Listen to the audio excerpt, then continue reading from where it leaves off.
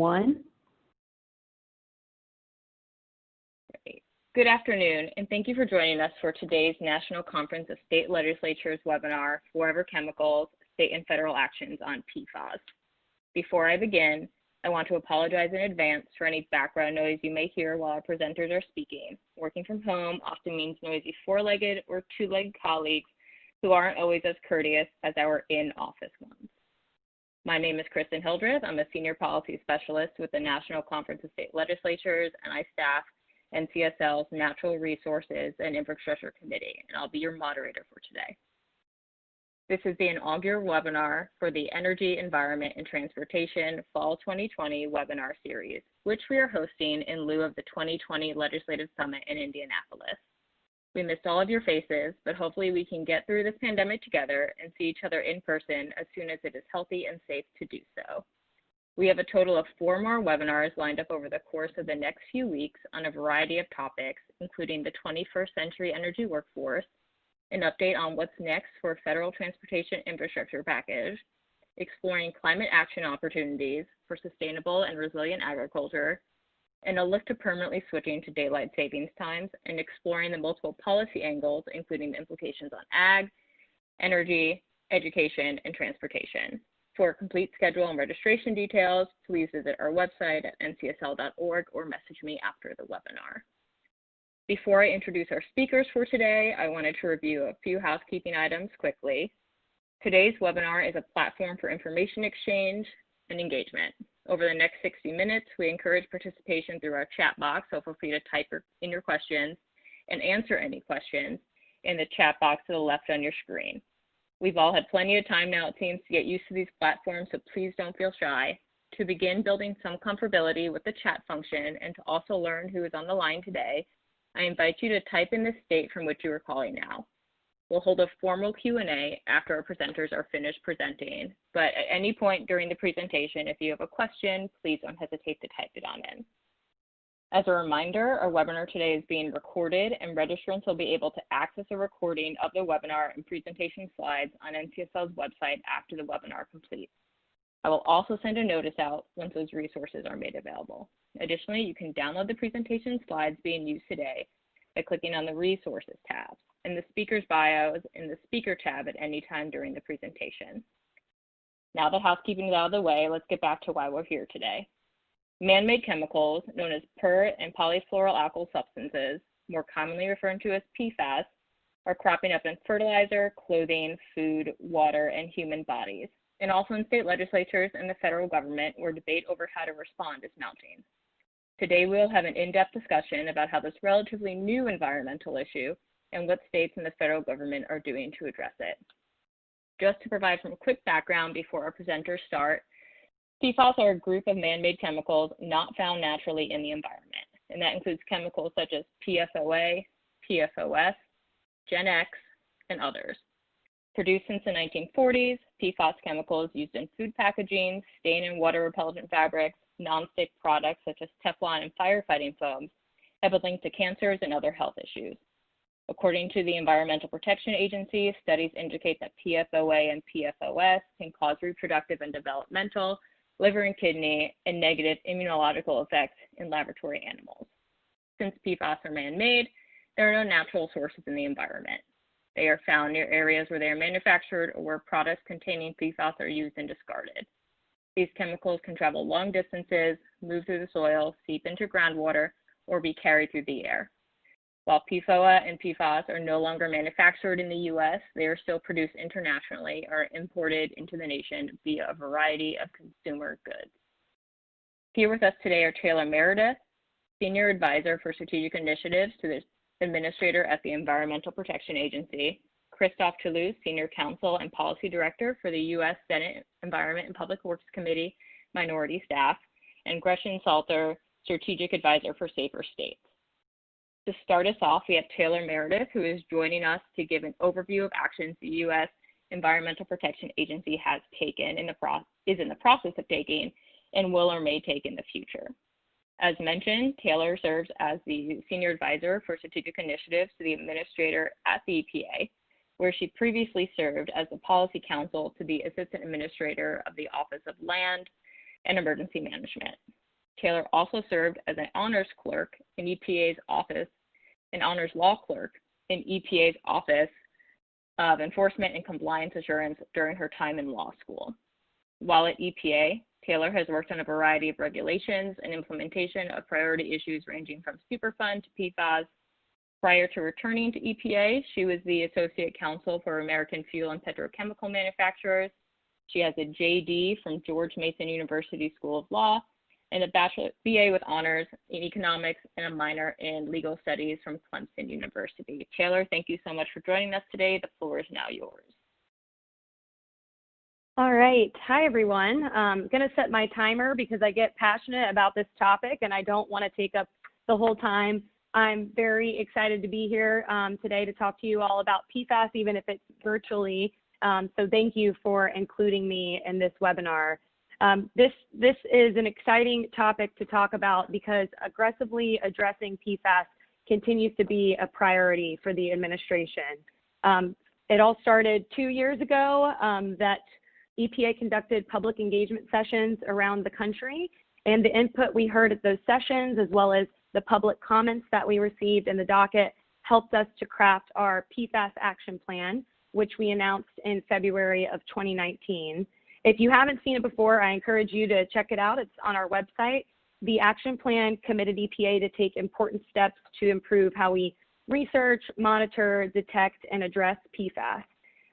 This plan is special because it marks the first time that EPA has utilized all of our program offices to construct an all-encompassing cross-agency plan to address an emerging chemical of concern. And this really represents a pivotal moment in the history of the agency and an important moment for public health and environmental protection in the country because we're recognizing and addressing the need for cross-collaboration and coordination, not just within EPA and the regions, but among all levels of government. Breaking down these silos that we tend to operate in is really critical for us to be effective, and this has been a priority for the administrator.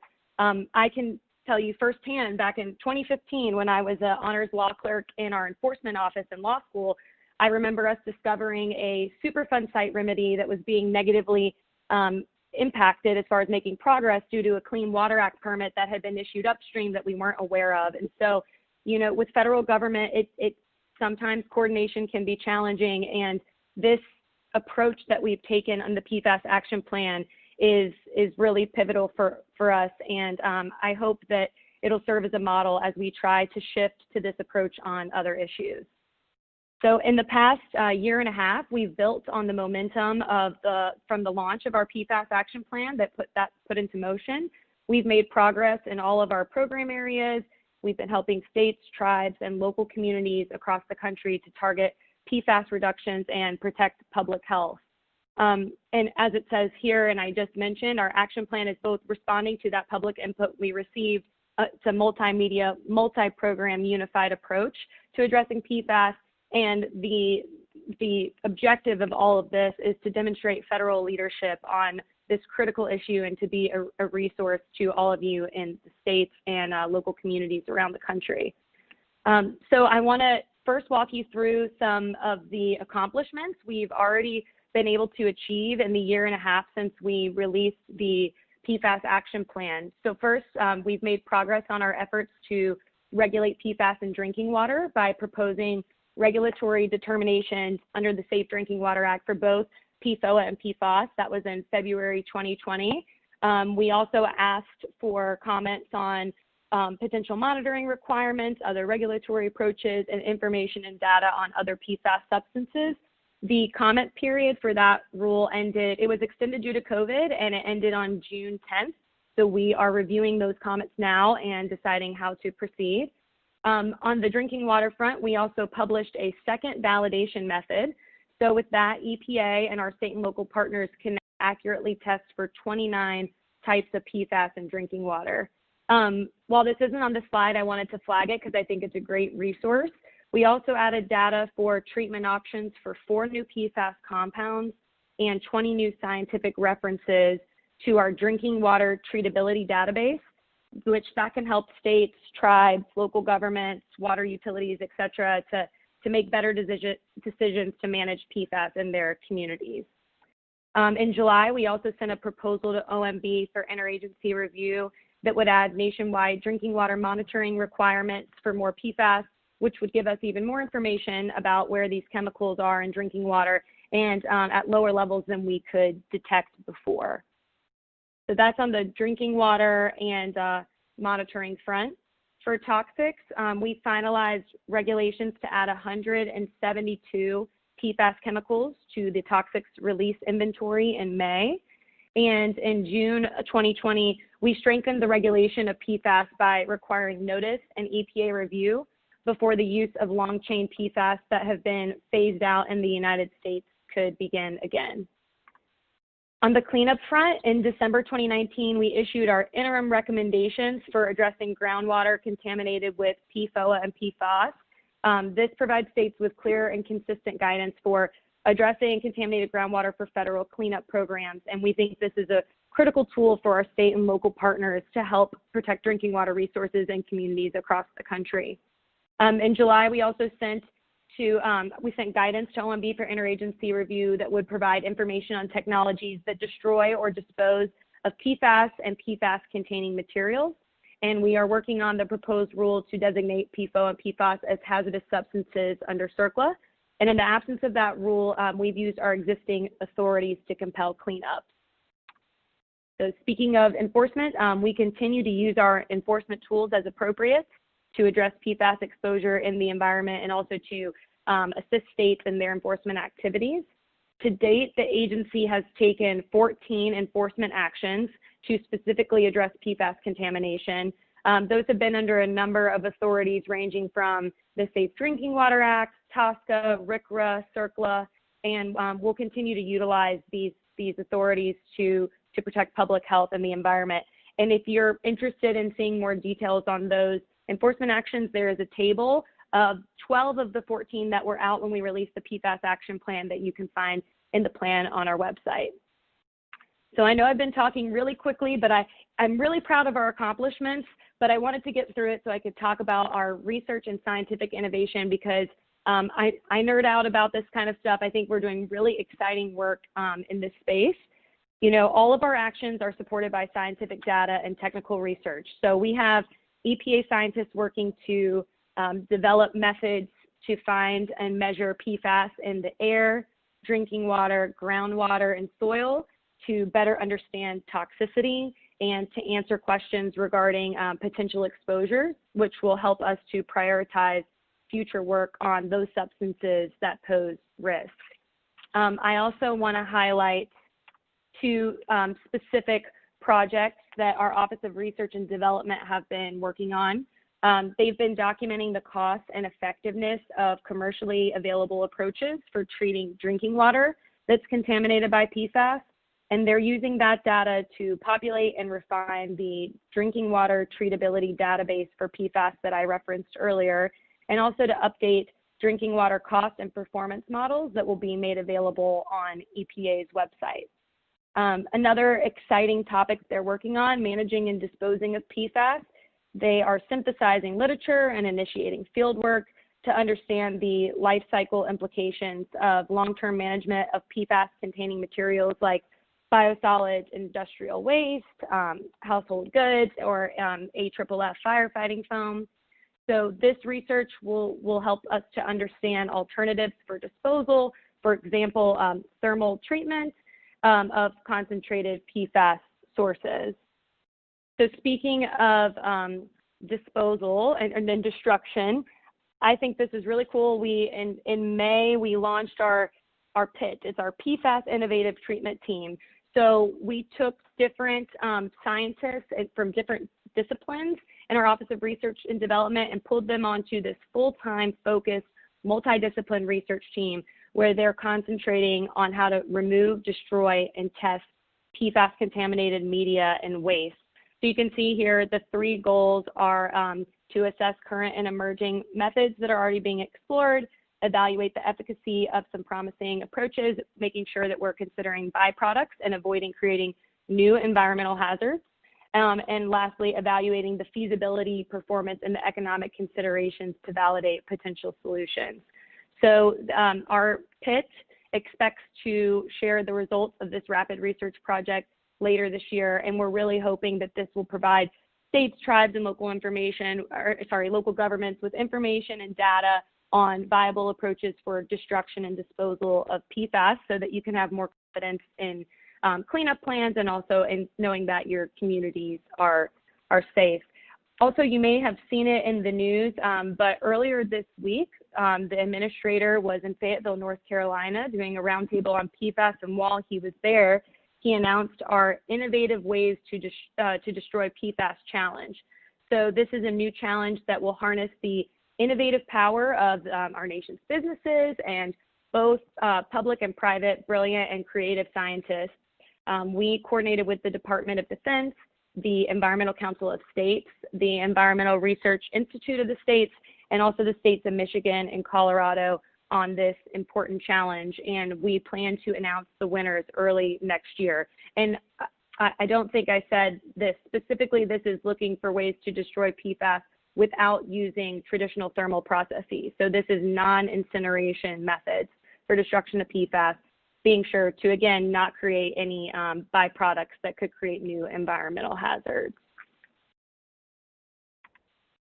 We also, just as important as the progress that we've been making on PFAS at the federal level, we've formed partnerships with states, tribes, and local communities around the country, and we have provided technical assistance to more than 30 states. These partnerships really encourage cutting-edge research and information sharing, ensuring that our joint efforts are effective and protective of public health. Here are just a couple of examples. I pulled 3. There are many, but as you can see, we're looking at PFAS and chrome electroplating operations in Michigan. We were working with New Hampshire to provide analyses of PFAS and air emissions at an industrial site in New Hampshire. And we're working with West Virginia to analyze PFAS samples that were collected during air emission testing at an industrial facility. So again, those are just 3 examples. I also want to encourage you to reach out to your EPA region so that we can all collaborate and work together. You know, we're always better when we're together. I have a list of the best PFAS contact in each region, which I provided and I hope will be shared with you following the webinar. And again, please reach out and let's see how we can work together. Before I move on to funding, I forgot that I wanted to mention one other exciting thing on the PFAS front. In July, we also announced that in partnership with Department of Defense, Department of Agriculture, and Department of Health and Human Services, we engaged the National Academies of Sciences, Engineering, and Medicine, and we're coordinating a workshop to review federal PFAS research efforts and to help identify research gaps. So we are, not only collaborating across the federal government to make sure that we're properly coordinated, our work's complementary, we're avoiding unnecessary duplication, but then, we're also providing this technical assistance to the states so that we can see what results we can find when we all collaborate. So lastly, on EPA PFAS grants and funding, as a leader in the nation's efforts to address PFAS, we recognize that funding to external organizations is a critical component to addressing these chemicals. And over the past 2 years, we've awarded nearly $15 million in federal funding to research institutions across the country. So you can see a few examples here. Most recently, it was actually announced last week, so I should have changed the tense, but we awarded $4.8 million in funding for federal research to help identify potential impacts of PFAS to farms, ranches, and rural communities. And those grants went to, I believe, University of Georgia, University of Indiana, and Purdue University, I believe. So again, I mentioned collaboration quite a few times. It is really important that we all work together on this critical issue. We've been working with, as I mentioned, over 30 states and the state associations, working with our counterparts in the federal government on various issues, working with the national academies, the research front. And the last topic I want to mention is risk communications. Our folks are working collaboratively to develop a risk communication toolbox that can be used at the federal, state, tribal and local level to help communicate with the public about this important topic. So we will continue to pursue our PFAS action plan commitments and make progress on PFAS with a whole agency and whole government approach with collaboration across all levels of government. And as I mentioned at the beginning, we hope that the collaborative approach we're taking through our PFAS action plan will be viewed as a case study for us for how we can work across programs and disciplines to solve difficult problems. I think we've come a long way in 2 years, but there is certainly more to do. And I really look forward to seeing what we can all accomplish as we work together on this important issue. So I think I got through everything and my timer hasn't gone off on me. 52 seconds left. Great. So thank you guys so much, and I look forward to taking your questions at the end. Great. Thank you, Taylor. It was really informative, and now is a great segue into our next speaker on the federal realm.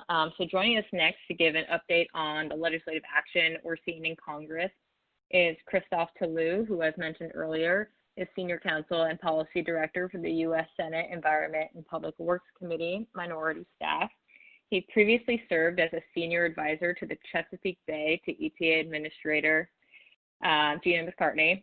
He brings a diversity of executive and legislative experience at all levels of government, having served for 10 years in various capacities in the U.S. House of Representatives, as Cabinet Secretary of the Delaware Environmental and Natural Resources Agency under then Governor Tom Carper, and as Director of the District Department of the Environment in Washington, D.C.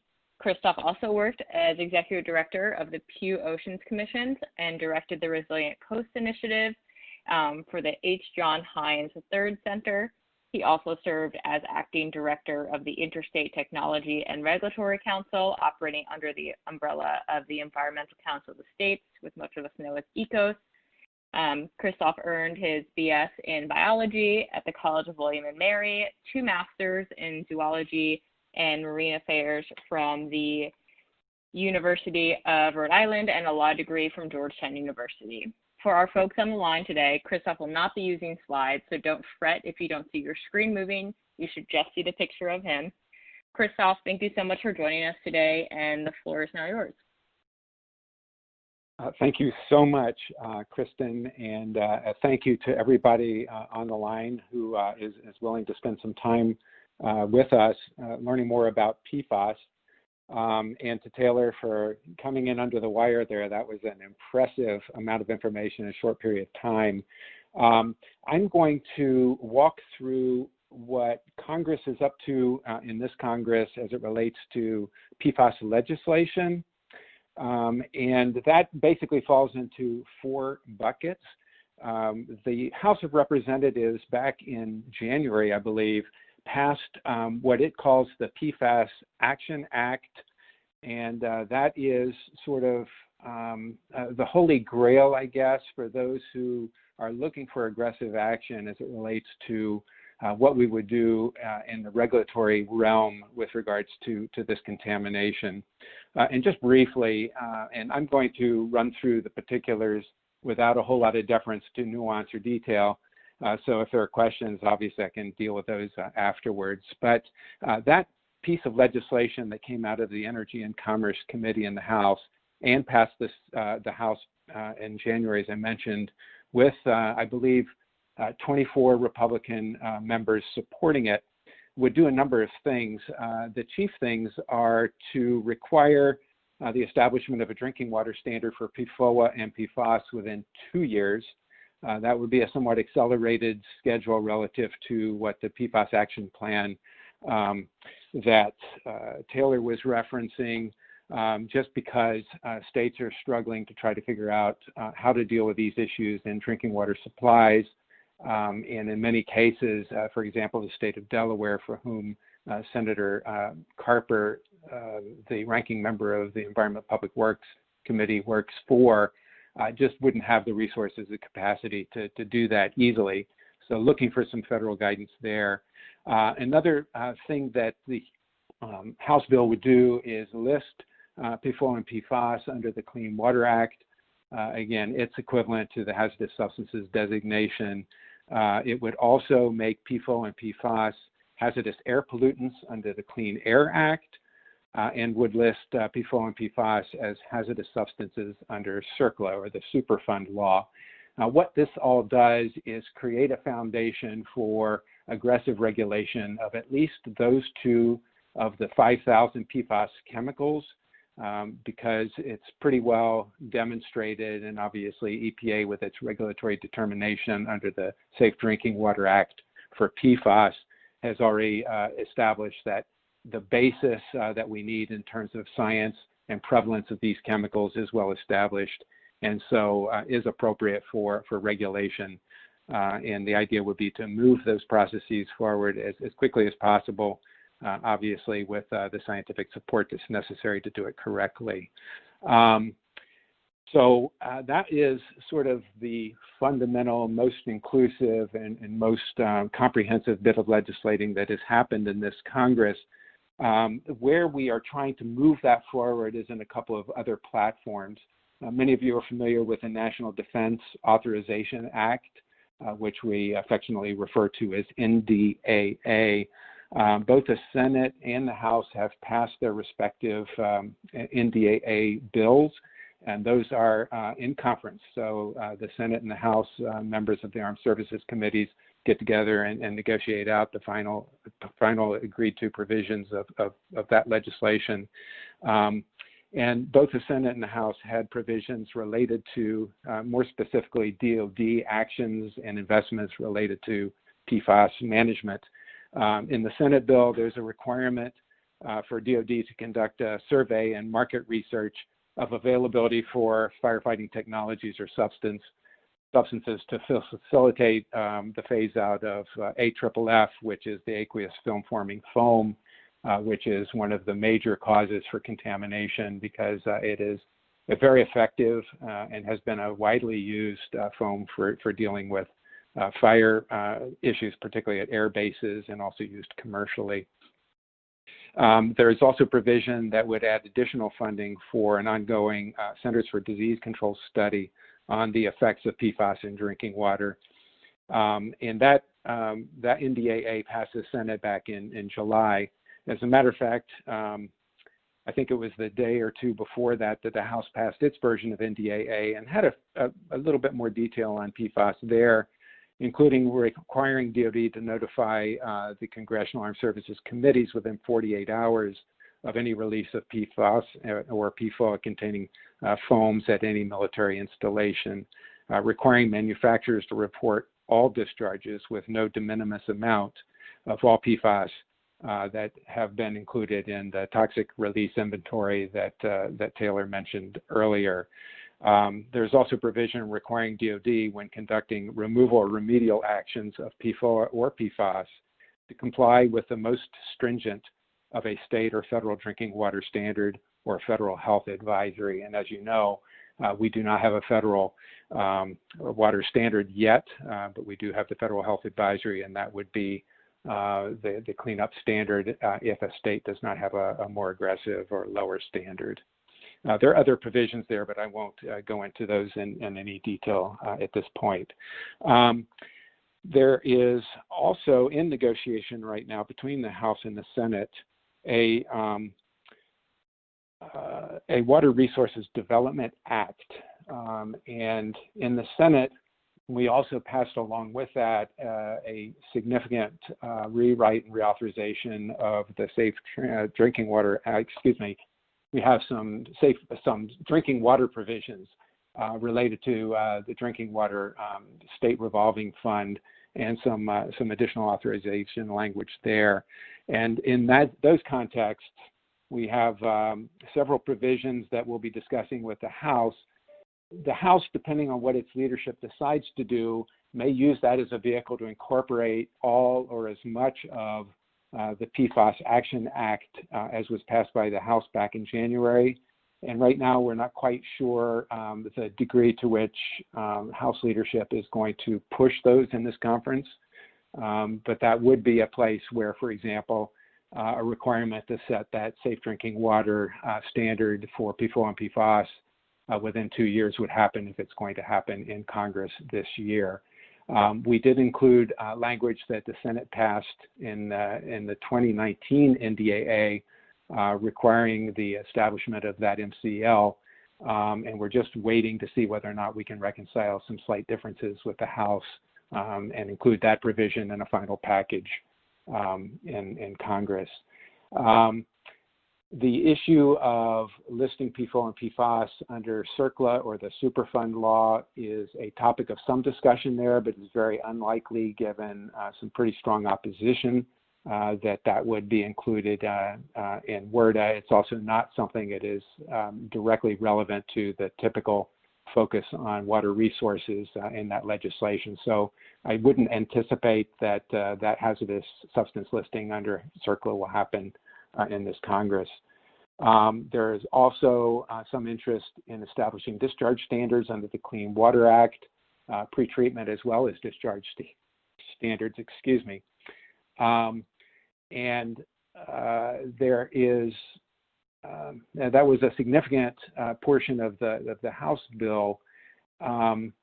We think that there may be some prospect of coming up with some language. The negotiation there would be with our chairman of the Environment Public Works Committee, John Barrasso, to see if we can come to some accommodation there. And we'll just have to see whether or not we're able to do that. And finally, there are provisions in both the House and Senate WRDA and water bills in some form or fashion for drinking water systems to remove PFAS from drinking water, and also to provide additional funding for cleaning up PFAS contamination. And again, I think of those 4 items that I was talking about, that would be the most likely place where something might happen. So in summary, I would say that this is not going to be a robust year for PFAS policymaking in Congress. There's a great deal of interest in establishing those liabilities under Superfund, creating a distinct drinking water standard under the Safe Drinking Water Act, having Clean Water Act regulatory authorities apply to discharges of PFAS into treatment facilities and into receiving waters. I would say it's going to be a stretch to see any of those happen in this Congress. So stay tuned. There's a lot of negotiating going on right now, and so we can certainly work with Kristen to make sure that she knows what we know when we know it, so that she can share the outcomes of all those negotiations with all of you. So I'm going to pause there because I think I've reached the extent of my time, and we'll take questions later. Thank you. Thanks so much, Christophe, for that recap on the congressional action we've seen this year. Maybe the lull that we maybe won't see for the rest of this year. To close us off today is Gretchen Slater, and she will be providing us with a review of PFAS-related actions we're seeing across the state. Gretchen has spent over 15 years as an organizer, activist, and advocate for progressive change. She's a veteran of electoral politics and joined the environmental health movement as an advocate for safer chemical policies in California. She served as the California representative for Safer States starting in 2006, and in 2015 joined the organization as a strategic advisor, providing her political and organizing expertise to advocates, legislators, and community groups. Gretchen, thank you so much for joining us today, and the floor is now yours.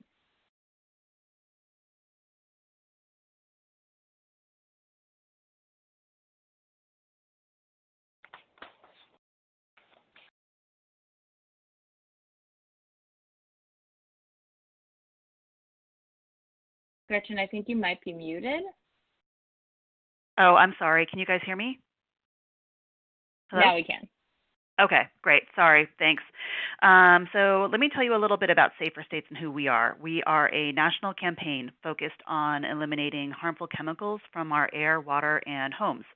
We partner with state-based groups to help enact state, local, and retail policies that push the market away from hazardous chemicals toward truly safer and better products.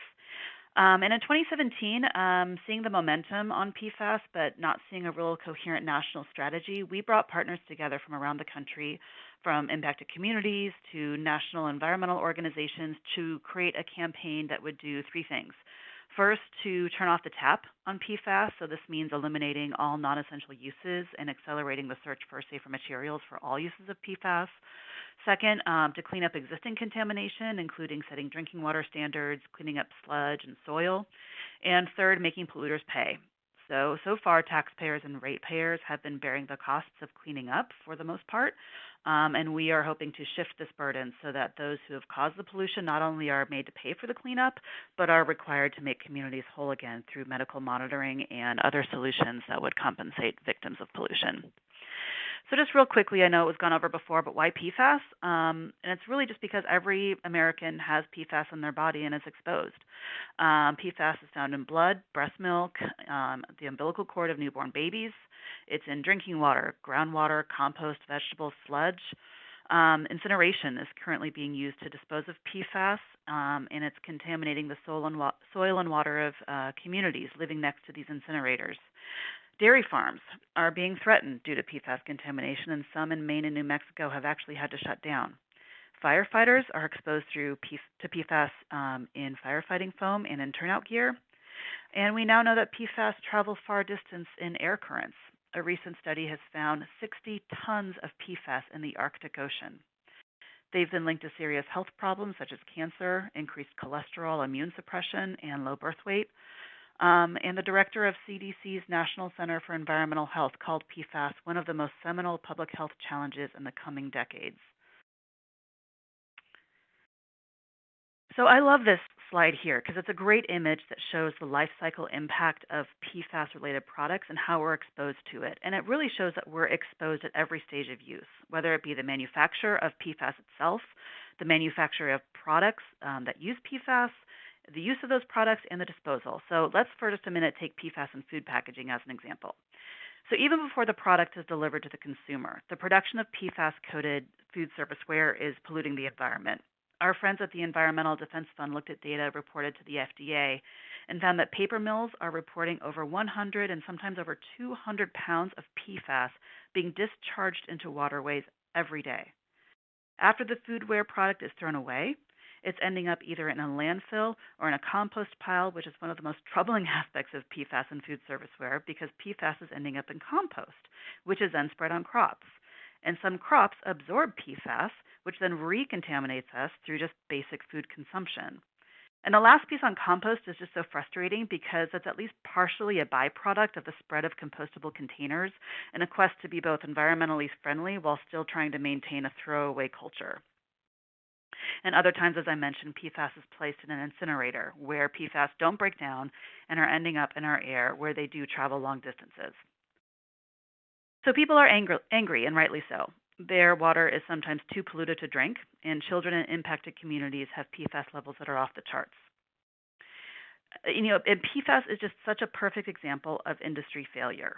A lot of what we know about PFAS comes from a lawsuit filed on behalf of the residents in the Ohio River Valley near a PFOA plant. The lawsuit revealed that for more than 40 years, DuPont hid the known dangers of this chemical, which include cancer, thyroid and liver disease, disrupting hormones, the fact that they don't break down. And we also learned in this lawsuit that DuPont scientists warned executives in the 1970s about problems with PFOA, but that the industry's response was to hide the information, to write a press release in case that information ever became public, and to keep dumping the chemical into the water. The lawsuit ended with DuPont having to pay $670 million in damages for their actions. But instead of abandoning these kinds of chemicals altogether, what happened was that DuPont decided to change them slightly and splitting off its PFAS business into another company called Chemours, and in the process transferring all of their PFAS liabilities to Chemours. Incidentally, Chemours is now suing DuPont. So what's being done on PFAS is really due to the action that has happened from the states. And states are leading the way, and they are always leading the way. And I'm not saying this to pander to state legislators. I firmly believe that states always lead the way. And on this issue, there is a long and rich history of states regulating toxic chemicals. For the last 15 years, over 204 policies have been passed in 35 states to protect the public from harmful chemicals. And this slide here is this year's map, where 33 states considered over 250 pieces of legislation to regulate toxic chemicals. So let's look at what states are doing on PFAS, starting with firefighting foam. Several states have banned the use of PFAS in firefighting foam. Washington was the first in the nation, and the effort was largely driven by firefighters. They really don't want to use this product, and with good reason.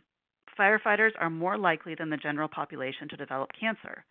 Many are concerned about cancer and other health impacts from PFAS and firefighting foam and their turnout gear. And incidentally, a lot of the laws that have passed in Washington, New York, and Colorado also require disclosure of PFAS in the firefighting turnout gear, since it does coat their gear. Several states have banned PFAS in training, in firefighter training, including Arizona, Georgia, Kentucky, and Maryland. And while advocates really see this as a great first step, some of these measures allowed for PFAS to be used as long as containment measures were put into place, which put the onus on first responders and firefighters. Advocates are really concerned that these laws are transferring liability to first responders and away from PFAS manufacturers. Also, containment strategies, as we all know, can be breached, so it's really the best policy is just not to use these foams to begin with. Food packaging is another use that states have been regulating. Washington and Maine have banned PFAS in food packaging, and New York's law is currently pending, sitting on their governor's desk. And the driver for this really isn't the exposure to PFAS from leaching from food packaging, although that does happen, but rather it's how PFAS leaches out into the environment. And so again, I have this great chart that shows how the life cycle of food packaging transfers PFAS to the environment, and we are exposed at all stages. The other thing to note, this isn't a state legislative thing, but the other thing to note is that compost certification bodies are now adopting rules for certification, stating that nothing can be certified as compostable if it contains PFAS. And those certification bodies are listed here. States are becoming increasingly concerned with disposal. As we've heard, this is becoming a huge issue, particularly as states are not using PFAS and firefighting foam, and you have a lot of different filters on municipal water systems, and they want to know what to do with them. It's a newer issue for states, but it's one that's going to be gaining traction as states start wondering what to do with their PFAS waste. So New York has banned PFAS incineration in one area. California's bill banning PFAS and firefighting foam that just passed their state assembly, it has a take-back provision requiring storage until a safe disposal method is identified. And Michigan was doing a take-back program and solidifying it and sending it to hazardous waste. Unfortunately, as Taylor mentioned, right now there's just no good answer on disposal. States are addressing it as best they can, but really all we have before us is bad options. One thing is clear, though. We know that we don't want to incinerate PFAS because it just doesn't work. And so advocates are calling on EPA to stop any disposal tests involving incineration and focus its work on finding other disposal technologies that don't involve incineration.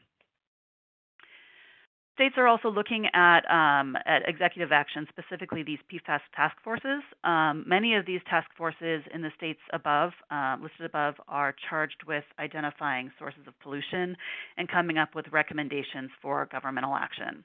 And so many of these are at various stages of development right now. States are also taking action on drinking water. And most of these states have moved beyond the EPA health advisory level of 70 parts per trillion. The drinking water regulation really varies from state to state, and there's no one way to do this, and it's mostly because states have different drinking water processes for adopting drinking water regulations. So some of these states have adopted guidance, like Minnesota. Others, like California and North Carolina, have adopted advisories or notification levels.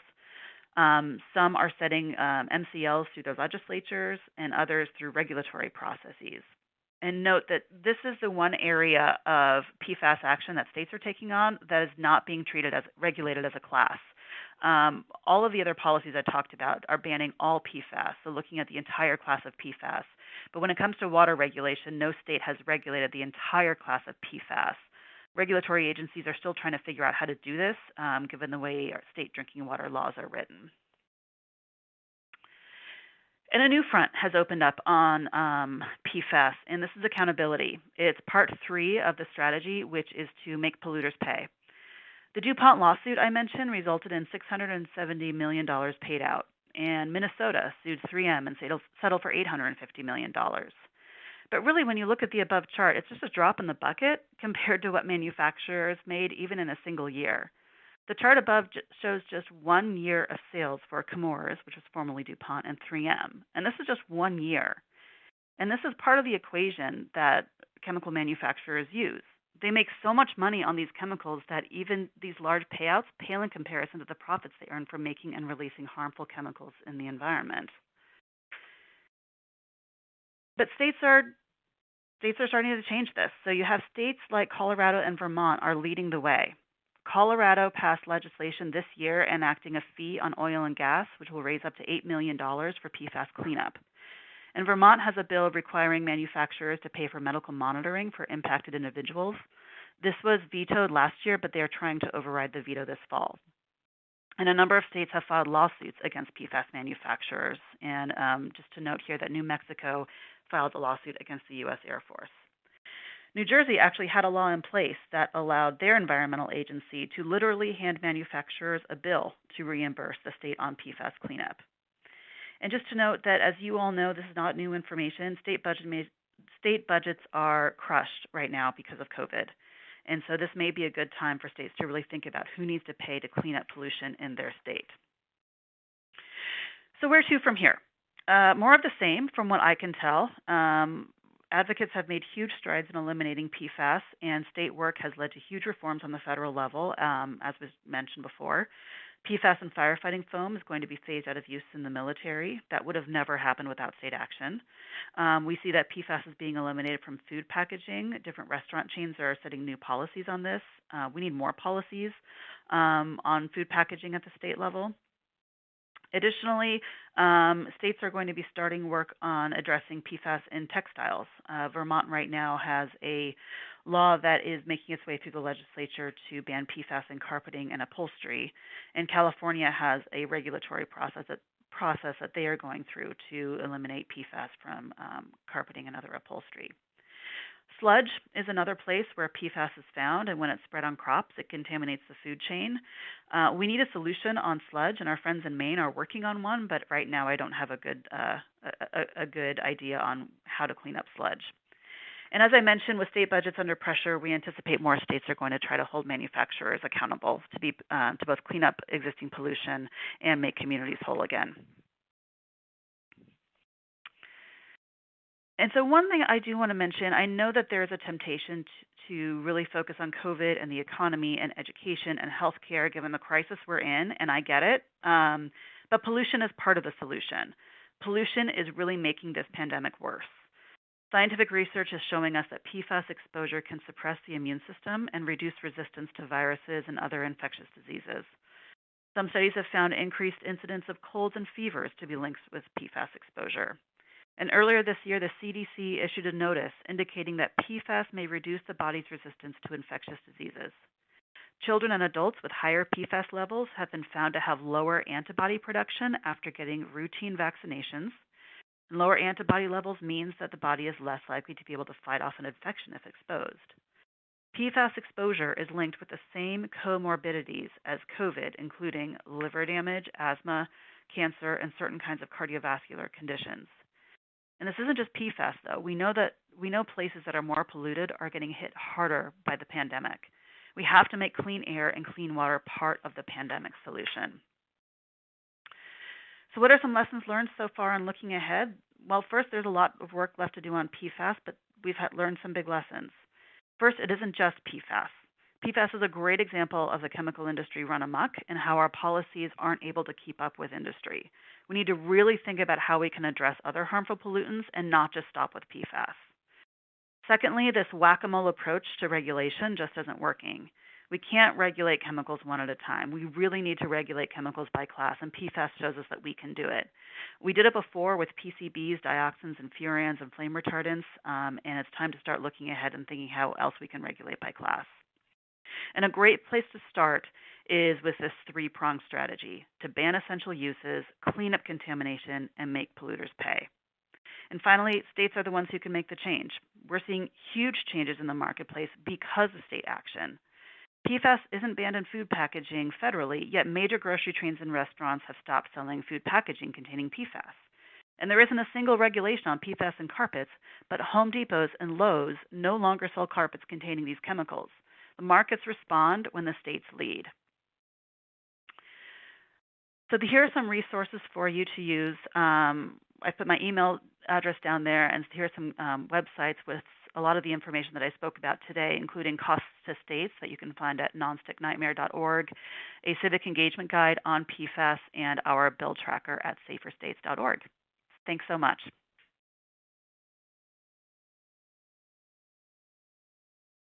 Great, thank you, Gretchen. That was a great overview of the actions we're seeing across the nations, and because I can't help myself, from the mountains to the prairies, and of course, the oceans white with foam. I'd now like to shift gears to the final portion of today's webinar, question and answer. We'll answer as many questions as we can to the top of the hour. If there are any remaining questions from the webinar, we can respond via email. We've gotten a few questions that have already been sent in, but please don't forget, if you have a question, please type it in the chat box on your left.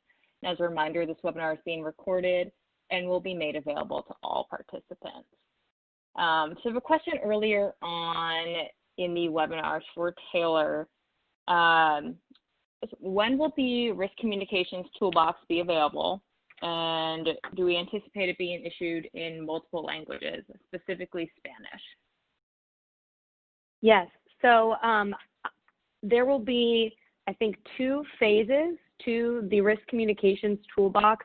As I understand it, the phase 1 materials are expected to come out early in 2021, which would touch on some high-level topics. And then after doing coordinated outreach with partners to make sure that the tools we're providing are really meeting the needs of the country, there will be a phase 2, which I'm not sure what the timeline is for that. But you can expect, it sounds like, preliminary materials there in early 2021. And our folks did confirm that it will be available in multiple languages. It sounds like 9 languages. Great, that's awesome to hear. And then I got one for Gretchen. Gretchen, it looks like you may have answered part of it in the chat. We have a question from Mindy. Lawsuits can take a long time to settle, and other state actions seem to be more proactive. What can states do now to support communities struggling with? What can states do now to support communities struggling with contamination now, rather than waiting for the lawsuit? Sure. So there are a few things. So I think one, the Colorado model that was put in place, which put a fee on manufacturers, or put a fee on oil and gas, and set up a PFAS, a dedicated PFAS cleanup fund, could go a long way to helping clean up contamination. In the meantime, providing safe and clean drinking water to those communities that are most highly impacted right now, to make sure that they have access to clean and safe drinking water, is probably the best that you can do while enacting policies to clean up contamination. Great, thank you. We've got a question earlier on as well.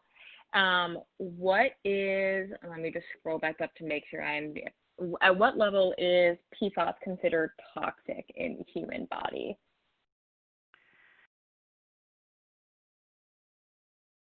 I'm not sure if that question was directed at me, but I can try to take a stab at it. I think it's a hard question to answer, and I think there are some key things to remember. So one, PFAS doesn't break down, and it bioaccumulates, and so everybody has PFAS in their body. And so I think the question that a lot of advocates are asking themselves is not how much is okay, but is any amount okay when it doesn't need to be there? And so that's why a lot of these policies really aren't using a risk-based model, which tries to figure out how much is okay, but is saying, you know what, we know that this is a problem, and this could be, and the levels are going to be different depending on if you're a child, if you're a pregnant woman, if you're someone who's immune compromised. There is just no good answer. So that's really why advocates are pushing for policies to eliminate all non-essential uses of PFAS rather than trying to figure out how much is okay. Thanks, Gretchen. And Taylor, I don't know if you wanted to add anything onto that from EPA's realm. Yeah, this was one of the areas on my research slide that I referenced that we're working on with toxicity and trying to learn more about the human health and ecological toxicity for many PFAS. So we've been looking through scientific literature on PFAS toxicity in humans, for the limited set of PFAS where we do already have sufficient peer-reviewed data available. We are working on developing EPA human toxicity reference values and doing extensive work for the larger set of PFAS where we have limited or no data at the moment. Thank you for that. And one for Christophe.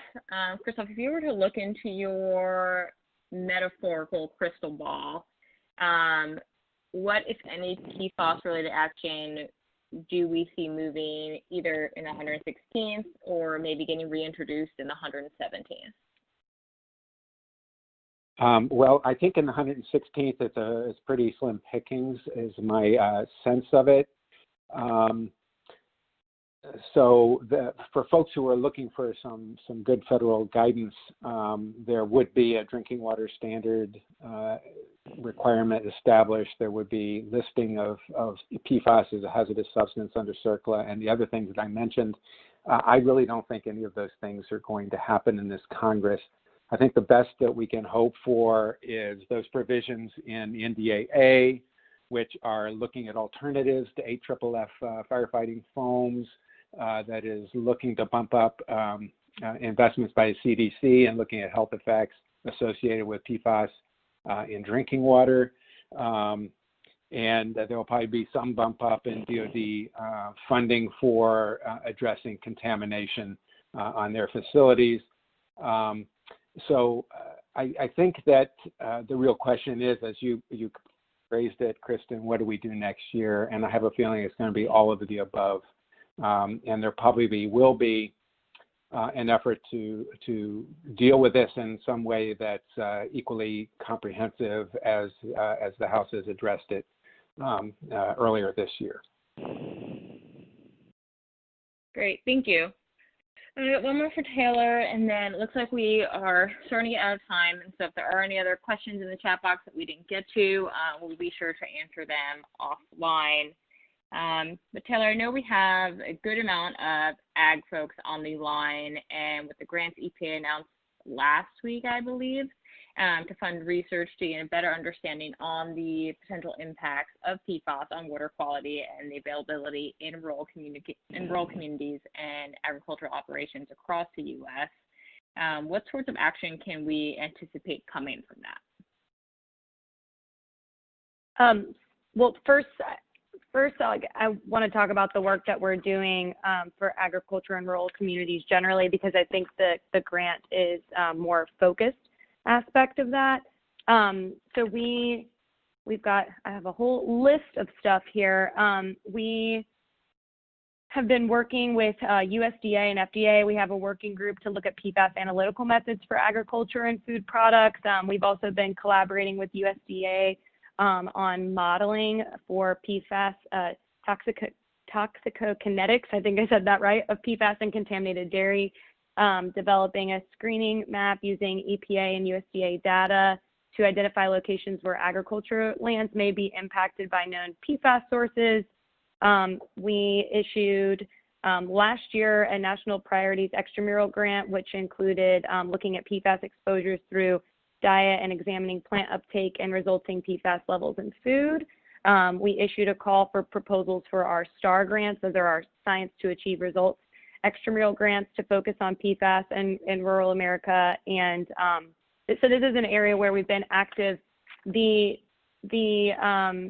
grants that went out last week, I encourage you to check out if you go to epa.gov and click on news releases, the press release is there, which will give you more details and link to additional information on that specific set of grants. Great, thank you, Taylor. And just because we're over the top of the hour now, so I'd just like to extend a final thank you to our presenters. We greatly appreciate the expertise each of you were able to provide and the time you took out of your busy schedules to join us here today. And of course, a big thank you to all of our attendees for participating in today's webinar. As a reminder, a recording of the webinar today and the presentation slides will be available shortly. On the slide up here is a line that says if you have questions on PFAS, please contact myself or Mindy Bridges. I will also send around in the follow-up email with the recording Shelley Oren, who is also in our Denver office, who is covering state PFAS issues with Mindy. If you have any questions on the webinar series itself, please contact me. Our next webinar will be in 2 weeks on September 10th on building the 21st century energy workforce. Workforce development is one of the most important issues facing the U.S. energy industry that employs 6.7 million Americans. Clean energy jobs are growing as new technologies come online, while some traditional resources, such as coal-fired power plants, are shutting down, leaving a growing number of Americans out of work. Large-scale retirements among an aging workforce also present new challenges for hiring qualified workers across the energy sector. These issues, now compounded with economy-wide job losses driven by COVID-19, are presenting new obstacles as states look to bolster their energy workforce.